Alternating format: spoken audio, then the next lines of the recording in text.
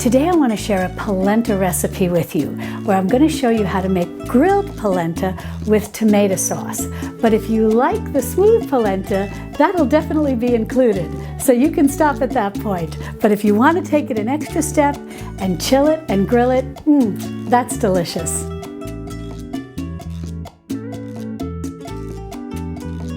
Hi sweet friends, I'm Mary and welcome to Mary's Nest, where I teach traditional cooking skills for making nutrient-dense foods like bone broth, ferments, sourdough, and more. So if you enjoy learning about those things, consider subscribing to my channel and don't forget to click on the little notification bell below. That'll let you know every time I upload a new video.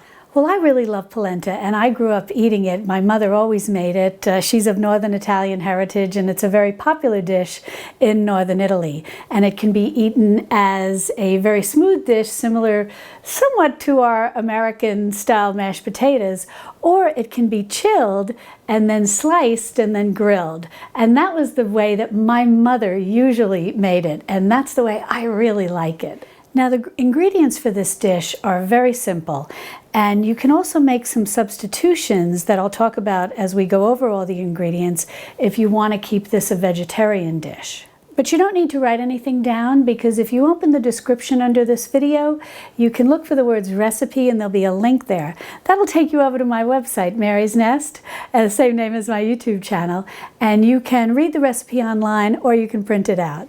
Now, the first ingredient you're going to need, and which is basically the star of the show, is your cornmeal. Now, if you're fortunate enough in your grocery store, or if you have an Italian grocery store in your area, you may find a cornmeal in a bag labeled polenta, and that's the perfect grind for making polenta. But I live in a little town in Central Texas, and sometimes I can't always find that. So the other options, if you're in a similar situation, other options are finding like a medium ground cornmeal or a coarse ground cornmeal. Either of those will work relatively well. What you don't want is a fine ground cornmeal or a cornmeal flour or a corn flour. None of those will work well. Today, what I've got here is a medium ground cornmeal, and this will work great. And for this particular recipe, which is going to make a pan that'll be 9 inches by 9 inches, we're going to have 1 cup of cornmeal. Now, don't worry if you don't have a pan that's 9 by 9. If you just have an oblong pan, you can also use that as well. The only difference is your final product's going to be a little thinner, but that can actually work to your advantage if you're in a rush chilling it, because it'll chill up quicker than it will in the 9 by 9. Next, you're just going to want a teaspoon of salt. It can be any kind of salt. It's a fine ground salt. I'm using a fine ground sea salt, but you can use any salt you have. Then you're going to want a 1/4 cup of olive oil.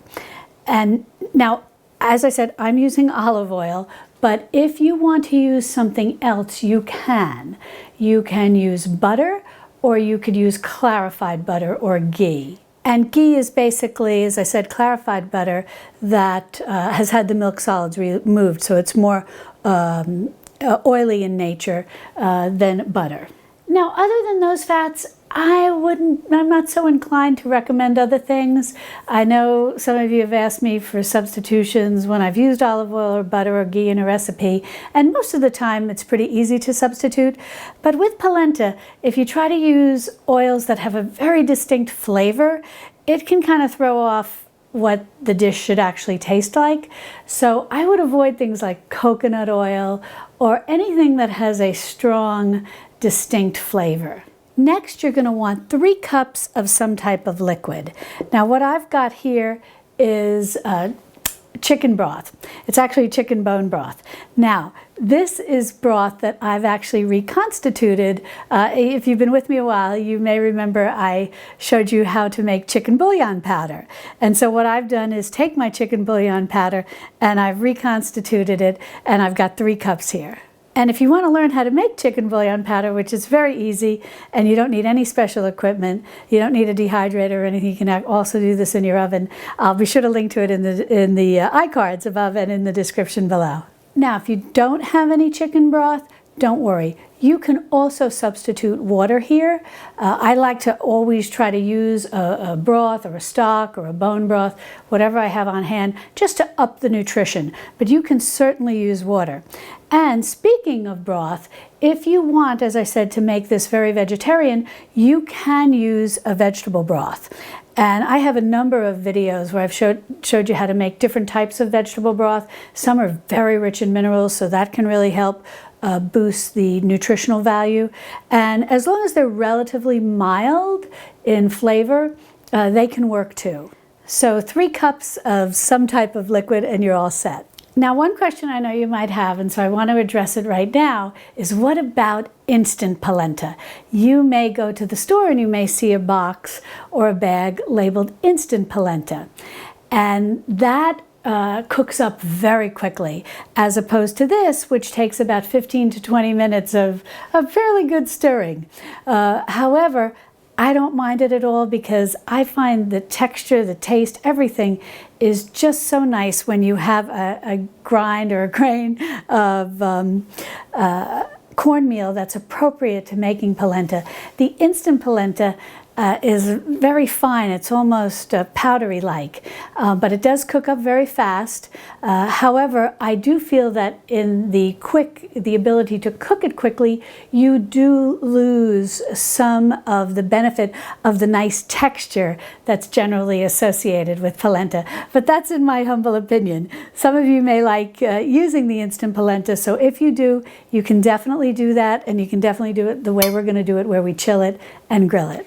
I've just got a saucepan here, and how we're going to get started is we're just going to pour all of our liquid down into our saucepan.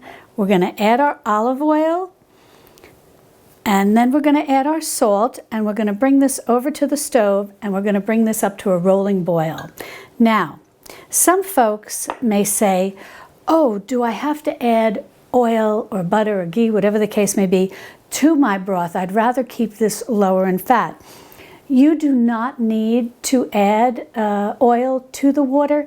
However, I do find that the consistency of the final product is better using that 1/4 cup of olive oil. And this is the way my mom always made it, because without the oil, the final product, the texture is just a little different. Cornmeal can always tend to lean on the drier side.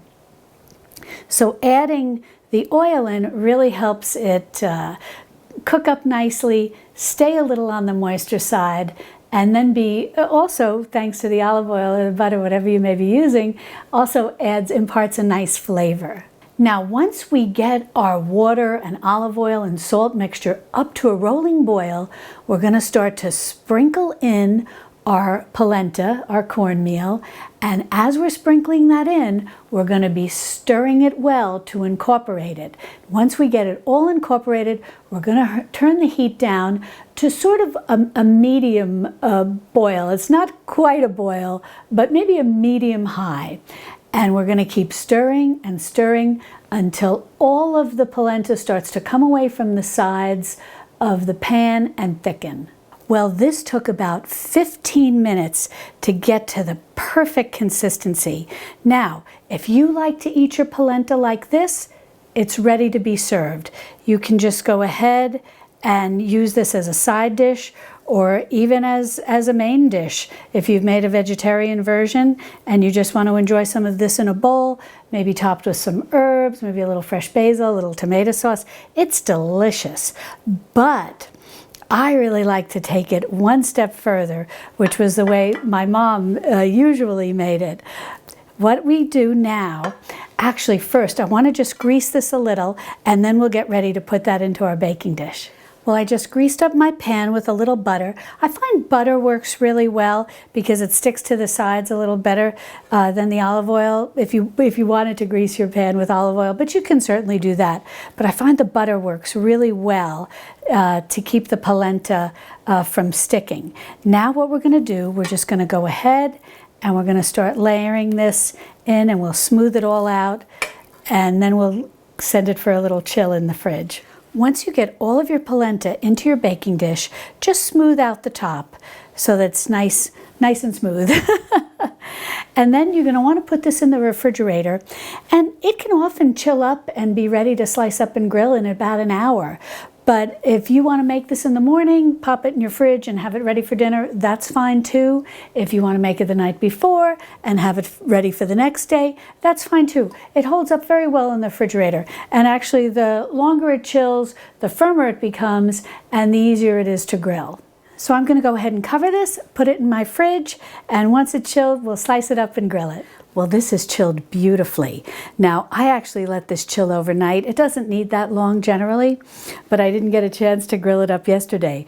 But now it's ready to be cut into slices and to be grilled. Now, you have a couple of options. You can cut this into 9 squares, or you can cut it into 12 rectangles.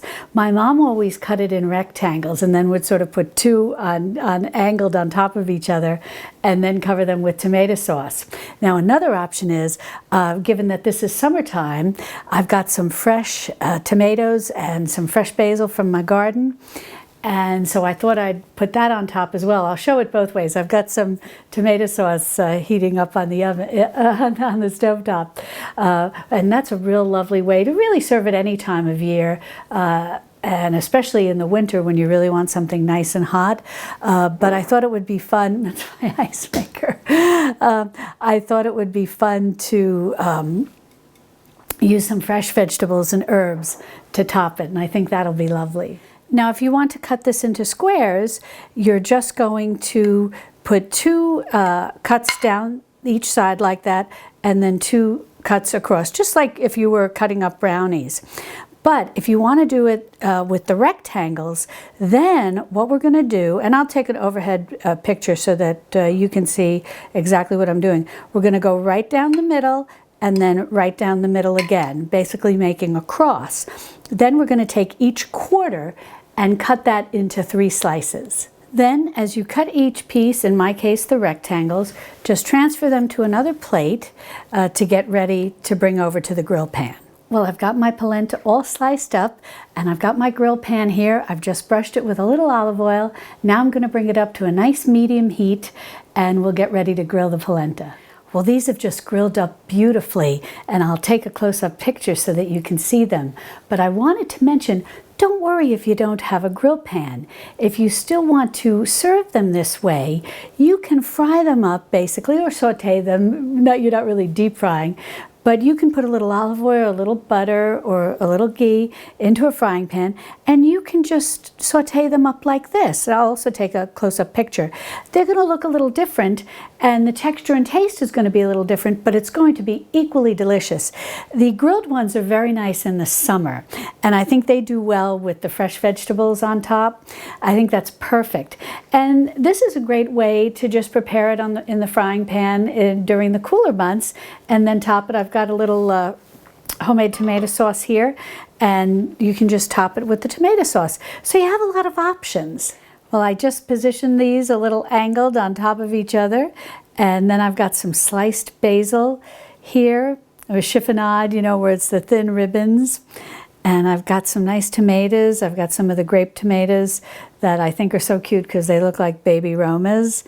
And I think this is just going to be a lovely presentation, and also very tasty, especially this time of year. Now for this one that we cooked in the frying pan, I'm just going to drizzle a little sauce over the top. And you know, even a grating of Parmesan Reggiano would be delicious. Look at that, that's so nice, both of them. I'm very happy with how they came out. Well, I've got a piece of the polenta, some of the tomatoes, some of the basil. Let's give it a taste.